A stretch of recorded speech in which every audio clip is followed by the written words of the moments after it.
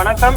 திமுகவின் துணை பொதுச் செயலாளராக இருந்த SP சர்க்குணபாண்டியன் அவர்களின் மருமகள் சிம்லா முத்துச்சோழன் அவர்கள் இன்றைய தினம் அதிமுக பொதுச் செயலாளர் எடப்பாடி பழனிசாமி அவர்களை சந்தித்து அதிமுகவில் தன்னை இணைத்துக் கொண்டிருக்கிறார். குறிப்பாக ஜெயலலிதா அவர்கள் போட்டியிட்ட பொழுது அவரை எதிர்த்து களம் கண்டவர் சிம்லா முத்துச்சோழன் அவர்கள் RK நகர் தேர்தலின் பொழுது. ஆனால் அதன் பின்பு வந்த RK நகர் இடைத்தேர்தலின் பொழுது மீண்டும் தனக்கு வாய்ப்பானது வழங்கப்படும் என காத்திருந்தார். ஆனால் அப்பொழுது அவருக்கு வாய்ப்பு வழங்கப்படவில்லை.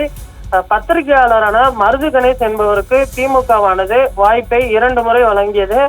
அப்பொழுது நடைபெற்ற அந்த இடைத்தேர்தலில் டிடிவி தினகரன் அவர்கள் வெற்றி பெற்றார். குறிப்பாக ஜெயலலிதா அவர்கள் தமிழகம் முழுவதும் போட்டியிருந்தாலுமே கூட RK நகரில் போட்டியிட்ட பொழுது 30,000 வாக்குகள் வித்தியாசத்தில் மட்டுமே வெற்றி பெற்றிருந்தார்.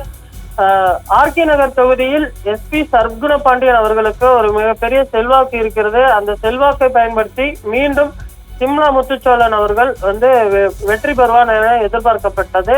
ஆனால் அப்பொழுது நடந்த அந்த தேர்தலில் அவர் வெற்றி பெறவில்லை. இந்த சூழ்நிலையில் தற்பொழுது அவர் 2019ஆம் ஆண்டு வடசென்னை மக்களவை தேர்தலில் போட்டியிடுவதற்கு தனக்கு திமுக வாய்ப்பு வழங்க வேண்டும் என்று கோரி அவர் விருப்ப மனுவை தாக்கல் செய்திருந்தார். ஆனால் 2019ஆம் ஆண்டு தேர்தலில் கலாநிதி வீராசாமி அவர்களின் மகன் அவர்களுக்கு வழங்கப்பட்டது. இந்த சூழ்நிலையில் மீண்டும் 2024ஆம் ஆண்டு மக்களவை தேர்தலில் தனக்கு வாய்ப்பானது வழங்கப்படும் என மீண்டும் அவர் விருப்ப மனுவை தாக்கல் செய்திருந்தார். ஆனால் வடசென்னை தொகுதியில் மீண்டும் திமுக ஒரு முக்கிய வேட்பாளரை தான் நிறுத்தப்படுகிறது. குறிப்பாக கலாநிதி வீராசாமி அவர்களை மீண்டும் போட்டியிடலாம் அல்லது வேறு ஒரு முக்கிய நபருக்கு போட்டியிட வாய்ப்பானது வழங்கப்பட இருக்கிறது.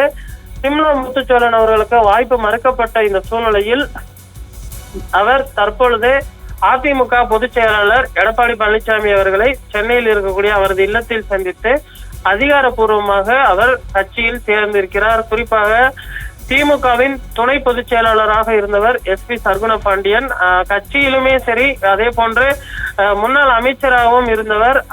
அதே போன்று சிம்லா முத்துச்சோழன் அவர்களுக்கு கட்சியில் கூட ஒரு முக்கிய பொறுப்பானது வழங்கப்படவில்லை.